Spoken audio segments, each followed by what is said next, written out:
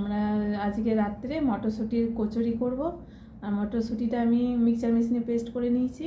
আর paste করে কড়াইয়ে একটু আদা আর কাঁচা লঙ্কা দিয়ে, আদা কাঁচা লঙ্কাটা ভালো করে ভেজে আর ওর মধ্যে পেস্টটা আমি দিয়ে দিয়েছি। দেখো রেডি করে নিয়েছি আমি, মটরশুঁটি পেস্টটা রেডি করে নিয়েছি। আর এদিকে আমি আটা সানতে বসে গেছি।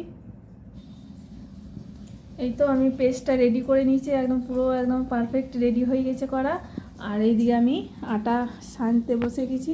তো আমি আটাটা ভালো করে ছেনে নিই, তারপরে তোমাদেরকে দেখাবো যে কী করে আমি করছি। আমার আটা সানা কমপ্লিট হয়ে গেছে। আর এইদিকে মনীষা পুরগুলো সব ভরে দিচ্ছে। তোমাদেরকে আমি তখন দেখিয়েছি যে আমার মটরশুঁটির পুরটা রেডি করে নিয়েছি। আর এইদিকে মনীষা সব রেডি করে দিচ্ছে আমাকে, আমি বেলে নেবো। ও বললো মা করে দিচ্ছি, তুমি একটু বসো। তো মনীষা এখন করছে, সব পুরগুলো ভরে নিচ্ছে লোয়ের মধ্যে।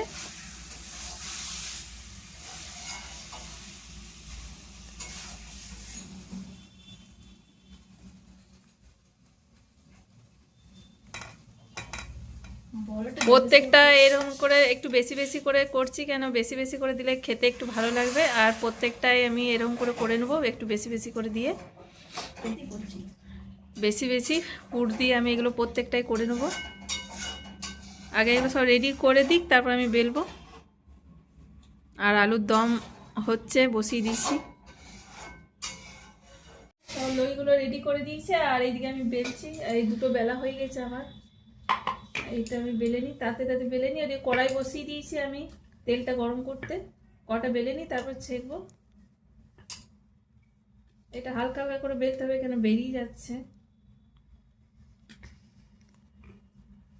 আর মটরশুঁটি কচুরি খুব সুন্দর লাগে খেতে যদি ভালো করে করা যায়।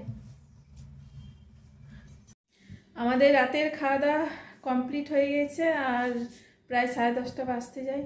আর উপরেই কল আছে, বাসন ধুতে সুবিধা। আর আমার বাসন ধোয়া হয়ে গেছে, রান্নাঘর পরিষ্কার আর সব করে আমি এইমাত্র আমার সমস্ত কিছু বাগানো হলো। তো আজকে এই পর্যন্তই, দেখা হচ্ছে পরের ভিডিওতে। আমার চ্যানেলে নতুন হলে একটা সাবস্ক্রাইব, লাইক, কমেন্ট, শেয়ার করবে।